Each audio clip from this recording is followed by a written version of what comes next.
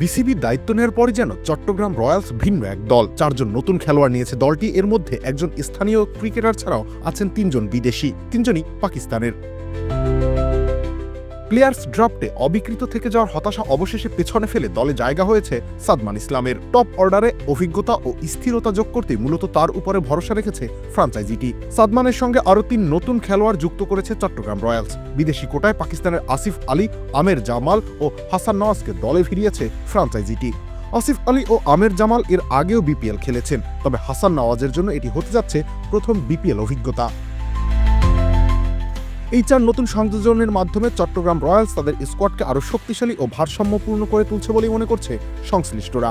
দলের ভেতরের অস্বস্তিও কেটে গেছে। মালিকানা পরিবর্তনের ইস্যুতে এক ক্রিকেটার বলেন, বিসিবি দায়িত্ব নেওয়ায় বেঁচে গেছি ভাই, গেল 2 দিন অনেক টেনশনে ছিলাম।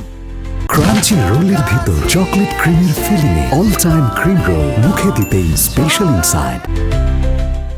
2020 সালের পর এই প্রথম বিপিএলে ফিরছেন সাদমান ইসলাম। এর আগে ঢাকা ডায়নামাইটস, চট্টগ্রাম চ্যালেঞ্জার্স ও রংপুর রাইডার্সের হয়ে খেললেও মাঝের কয়েক বছর টুর্নামেন্টের বাইরে ছিলেন তিনি। তবে বিপিএলে না খেললেও ঘরোয়া ক্রিকেটে ধারাবাহিক পারফরমেন্স দিয়ে নিজেকে আলোচনায় রেখেছেন সবসময়।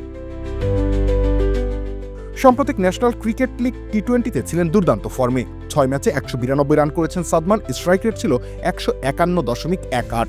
এই আসরেই আসে একটা দৃষ্টিনন্দন শতক, যা তার ব্যাটিং সামর্থ্যের প্রমাণ দেয়। রবিউল ইসলাম রনি, খেলা 71।